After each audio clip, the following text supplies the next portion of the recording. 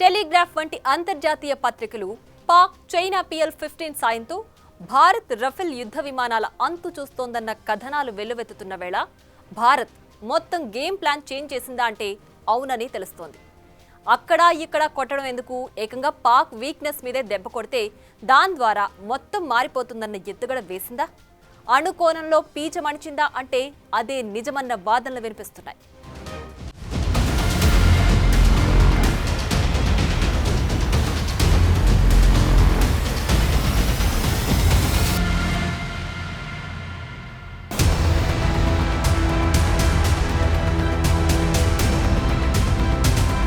మే 10వ తారీఖు సాయంత్రం అమెరికా విదేశాంగ కార్యదర్శి Mark Rubio Pak army chief Asim మునీర్కి భారత విదేశాంగ మంత్రి ఎస్ జైశంకర్ కి ఫోన్ చేశారు. ఈ కాల్ సారాంశం ఏంటంటే పాకిస్తాన్ కాల్పుల విరమణకు సిద్ధంగా ఉందని.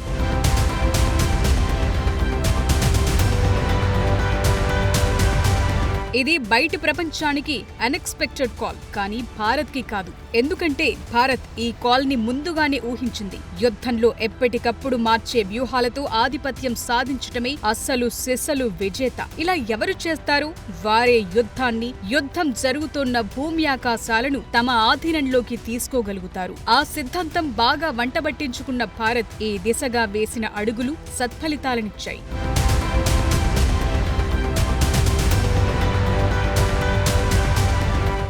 మే 10న భారత్ పాకిస్తాన్ వైమానిక స్థావరాలపై చేసిన ఖచ్చితత్వంతో కూడిన వైమానిక దాడులు పాక్కు దిమ్మ తిరిగేలా చేయటం మాత్రమే కాదు, అంచనాలను తారుమారు చేసేసింది. రెండు అణ్వాయుధ దేశాల మధ్య జరుగుతున్న ఈ పోరుకు మేజర్ టర్నింగ్ పాయింట్ ఇదే. భారత క్షిపణులు పాక్ కీలకమైన రన్వేలను తుడిచిపెట్టింది. అంతేకాదు దాని అణ్వాయుధ శాల దగ్గరకు కూడా అంతే సమాన వేగంతో దూసుకెళ్లింది. దీంతో ఒక్కసారిగా ఇస్లామాబాద్ గుండెల్లో అణుబాంబు పేలింది. పక్కా సమన్వయంతో జరిగిన ఈ దాడులు అద్భుతమైన ఫలితాలనిచ్చాయి. ఇక్కడ స్విచ్ నొక్కితే ఎక్కడో ఉన్న లైట్ వెలిగినట్టు ఇక్కడ పాక్ అణ్వాయుధశాల దగ్గర చేసిన భారత దాడులు అమెరికాను ఉలిక్కిపడేలా చేశాయి. పాకిస్తాన్ తన సైనిక చర్యలన్నిటినీ నిలిపేయాల్సిందిగా అమెరికా నుంచి డైరెక్షన్స్ అందాయి.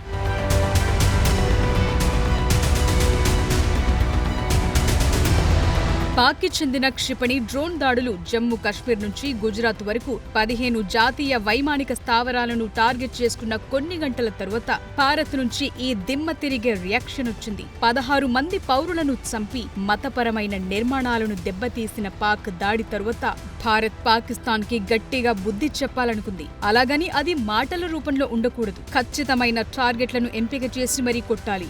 మీరు మా సాధారణ స్థావరాలపై కొడితే మేం మీ అసాధారణ ప్రాంతాలపై దాడులు చేస్తామన్న సందేశం ఇవ్వాలి. అన్నంత పని చేసి ఆ దిశగా ఫలితం రాబట్టాలన్న నిర్ణయం తీసుకుంది భారత్.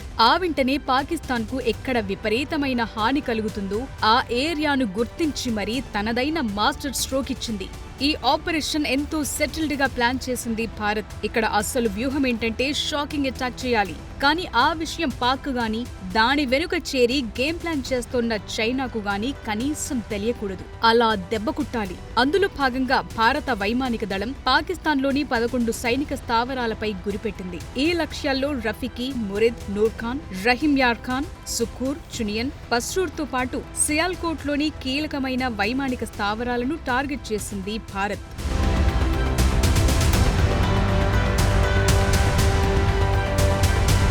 భారత్ పాకిస్తాన్ను నష్టపరిచిన మాట నిజమేనా? ఆధారాలేంటని చూస్తే అందుకు ఇదిగో ఈ ఉపగ్రహ ఛాయాచిత్రాలే సాక్ష్యం. భారత దాడుల్లో పేలిపోయిన హ్యాంగర్లు, దెబ్బతిన్న ఎయిర్ స్ట్రిప్లు కనిపించాయి. రహీంయార్ ఖాన్ వైమానిక స్థావరంపై జరిగిన దాడిలో రన్వేపై భారీ గుంత ఏర్పడింది. ఇక పస్రూర్, చునియన్, అరివాలాలో పాక్ వైమానిక రక్షణ రాడార్లు సైతం దెబ్బతిన్నాయని తేటతెల్లమైంది. కేవలం దాడి చీటు మాత్రమే కాకుండా ఆ నష్టం తాలూకు ఉపగ్రహ చిత్రాలను సైతం తీసి చూపించింది భారత సైన్యం.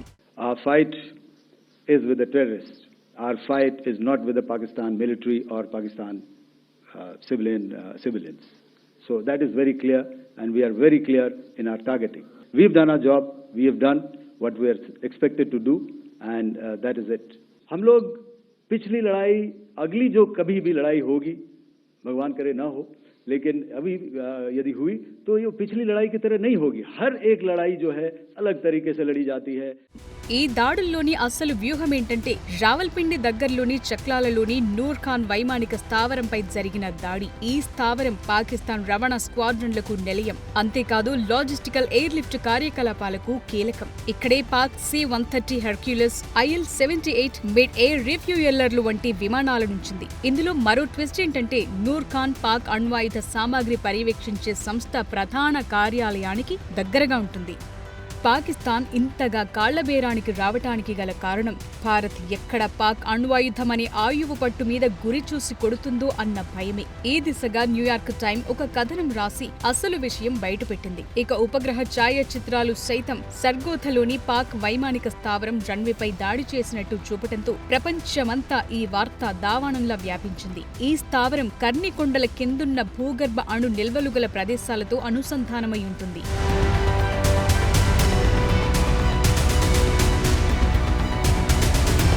నూర్ ఖాన్ సర్గోథాపై జరిగిన దాడులు కేవలం ప్రతీకార దాడులు మాత్రమే కాదు, ఇందులో ఒక వ్యూహముంది. ఇక్కడ గాని పాక్ ను ఇరుకున పెట్టగలిగితే మొత్తం వార్ గేమ్ చేంజ్ అయిపోతుందన్న విషయం భారత్ కి బాగా తెలుసు. అందులో భాగంగానే భారత్ ఈ దిశగా పాక్ ని దెబ్బతీసింది. అదే రోజు పాక్ ప్రధాని షెహబాజ్ దేశ అణ్వాయుధాలకు సంబంధించిన నేషనల్ కమాండ్ అథారిటీ అత్యవసర సమావేశం ఏర్పాటు చేశారు. పాకిస్తాన్ తరువాత ఈ సమావేశం జరిగిన విషయం తిరస్కరించినా ఇక్కడ భారత్ చేసిన దాడులైతే పాక్ సైనిక పాలనా యంత్రాంగం మొత్తాన్ని వణికించాయి. ఈ విషయంలో భారత్ విజయం సాధించినట్టే లెక్క.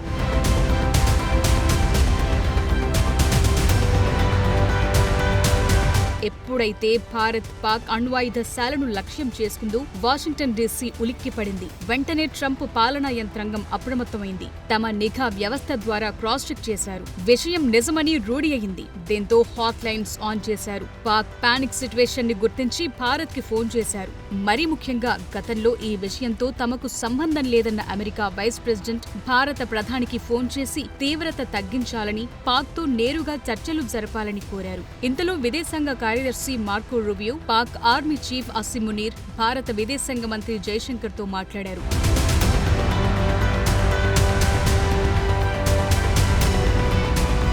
ఈ కాల్పుల తర్వాత భారత్ నుంచి వచ్చిన స్పందనేంటంటే వారు కాల్పులు జరపకుంటే మేం కూడా జరపమని మన విదేశాంగ మంత్రి జైశంకర్ అన్నారు. తరువాత Pakistan DG of military operations Bharat డీజీని సంప్రదించి కాల్పుల విరమణ కోరారు. పాక్ నుంచి ఈ రియాక్షన్ రావటానికి ప్రధాన కారణం భారత్ పాక్ కీలక వైమానిక స్థావరాలపై దాడి చేయటం. ఈ స్థావరాలు పాక్ అణ్వాయుధ నిల్వలకు దగ్గరగా ఉండటం ఇదే అత్యంత కీలకం. ఇక్కడే పాక్ ఇరకాటంలో పడి తమ పోరాటం ఆపాల్సొచ్చింది.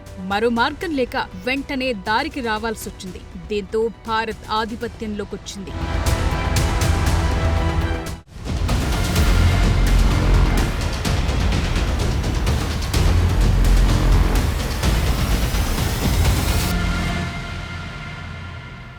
భారత్ పాక్ కాల్పుల విరమణ ఒప్పందంలో అమెరికా జోక్యంపై ఇటు సాధారణ ప్రజలే కాక అటు ప్రతిపక్ష నేతలకు కూడా ఒక అనుమానం. ఇందులో ట్రంప్ సర్కార్ అంతగా ఇన్వాల్వ్ కావాల్సిన అవసరం ఏంటి? ఇది పెద్ద ప్రశ్న. ఈ ప్రశ్నకు సమాధానం తెలియాలంటే ఆ 48 గంటల పాటు పాక్ అనుభవించిన అణుభయం మొత్తాన్ని పరిశీలించాల్సిందేనా? అంటే అవునని చెప్పాల్సి ఉంటుంది. అదేమిటో ఒక సునిశ్చిత పరిశీలన మీకోసం.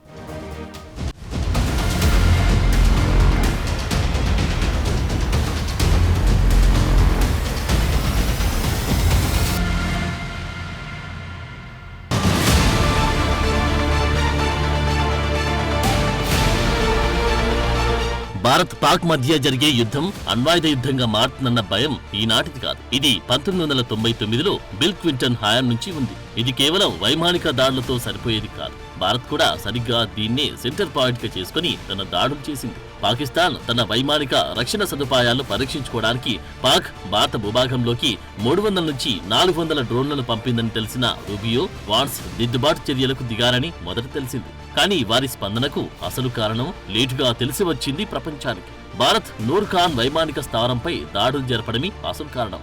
ఎందుకంటే ఈ ప్రాంతం పక్కనే పాకిస్తాన్ అణు నిల్వలు దాగి ఉండడం ఆందోళనకరం.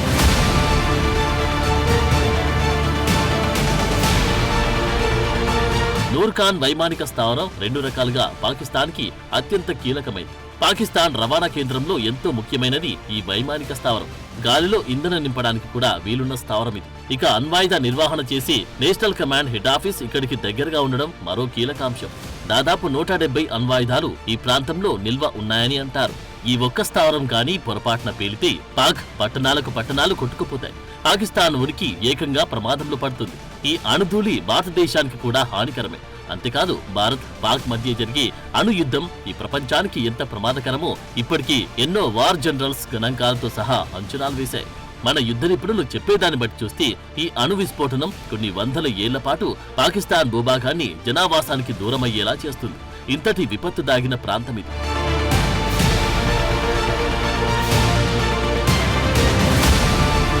ఏప్రిల్ 22న ఉగ్రవాదులు మతాన్ని గుర్తించి మరి చేసిన ఈ ఉగ్రదాడి ఎంతో ప్రమాదకరమైందని, దీని ప్రతీకారంగా మొదలైన ఆపరేషన్ సింధూర్ ఒకవేళ అణుయుద్ధంగా మారితే ఆ నష్టం మాటల్లో వర్ణించలేని. ఇప్పటికే పాకిస్తాన్ ఉగ్రవాదానికి జరిగిన నష్టం అపారమైనది. మన హిందూ పర్యాటకులను 26 మందిని బలి తీసుకున్న పాపానికి ఇప్పటికే పాకిస్తాన్ 40 మంది సైనికులు, 100కు పైగా ఉగ్రవాదులు మూల్యం చెల్లించుకున్నారు.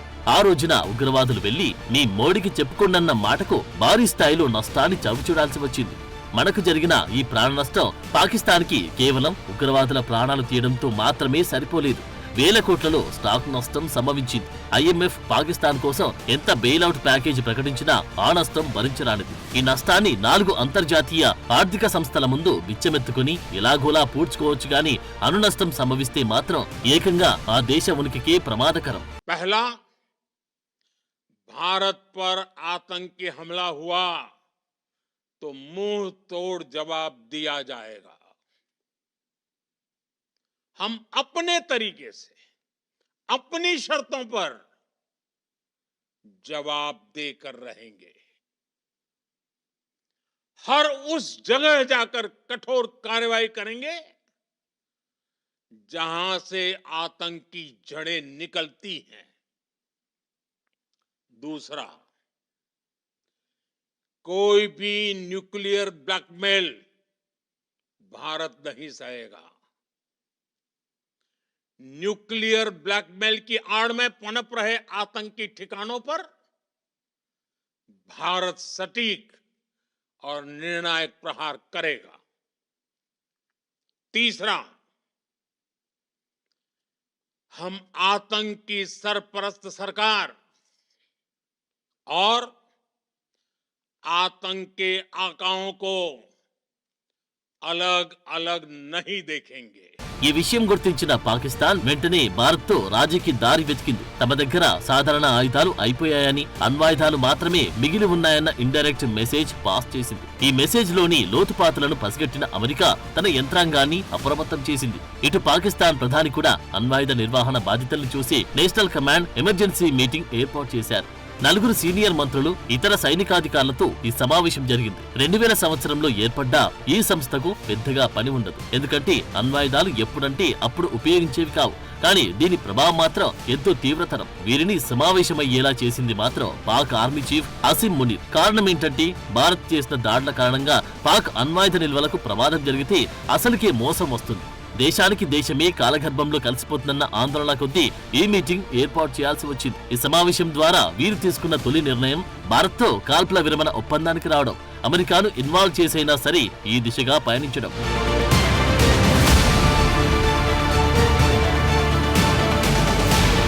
భారత్ పాక్ అణ్వాయుధశాలకు దగ్గరగా చేసిన దాడులపై పెంటగాన్ లోనూ చర్చలు సాగాయి. ఇక ఇస్లామాబాద్ ని ఢిల్లీని కలిపే సమయం ఆసన్నమైందన్న అభిప్రాయం వ్యక్తమైంది. కేవలం ఈ 2 దేశాలు చేసి బహిరంగ ప్రకటనలతో సరిపోదు. ఇటు భారత్ ని అటు పాక్ ని వారి దగ్గర దేశాల ద్వారా చెప్పించి మరీ ఈ దాడులకు ఇక్కడితో స్వస్తి పలకాలని నిర్ణయించింది అమెరికా. ఆ దిశగా తన ప్రయత్నాలను ముమ్మరం చేసింది.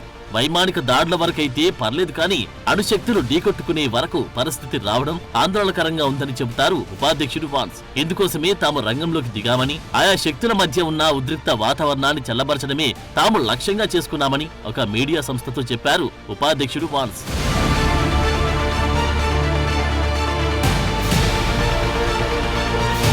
పహల్గామ్ దాడికి సంబంధించిన లష్కర్-e-తోయిబా దాని ఉగ్ర శిబిరాలను మాత్రమే టార్గెట్ చేసుకుంది భారత్. తాము ఈ దిశగా మాత్రమే తమ ఆపరేషన్ సింధూర్ ప్లాన్ చేశామని కూడా ప్రకటించింది. కానీ ఇలాంటి విషయంలో కనీస పరిజ్ఞానం, పరిపాలనా నీతి లేని పాకిస్తాన్ కట్టుతప్పింది. భారత్ కి సంబంధించిన పౌర నివాసాలు, ప్రార్థనా ఆలయాలను టార్గెట్ చేసింది. టర్కీ, చైనా దేశాల ద్వారా దిగుమతి చేసుకున్న డ్రోన్లు, క్షిపణులను ప్రయోగించింది. దీంతో ఒళ్లు మండిన భారత సైన్యం తమ ఆపరేషన్ పరిధి విస్తరించింది. పాకిస్తాన్ ని కీలెరిగి వాత పెట్టాలన్న దృఢ నిశ్చయానికి వచ్చి ఆ దిశగా తన దాడులను ముమ్మరం చేసింది. 2 వారాల ముందే వాన్స్ తన భారత పర్యటన ముగించుకుని వచ్చారు. ఆయన సతీమణి ఉషా భారతీయ మూలాలున్నవారు. ఈ బంధుత్వం కొద్దీ వాన్స్ చొరవ తీసుకుని డైరెక్ట్ మోడీకే ఫోన్ చేయాలని నిర్ణయించారు. ఇది పూర్తి స్థాయి యుద్ధంగా రూపాంతరం చెందితే హింస మరింత పెరిగే అవకాశముందని తదుపరి చర్యలకు ఉపక్రమించింది యుఎస్. అందులో భాగంగా వాన్స్ మోడీకి చెప్పాల్సిందంతా చెప్పారు. మోడీ అంత విన్నారు. కానీ దేశవాసుల డిమాండ్ను బట్టి తన నిర్ణయాలను ప్రకటించారు.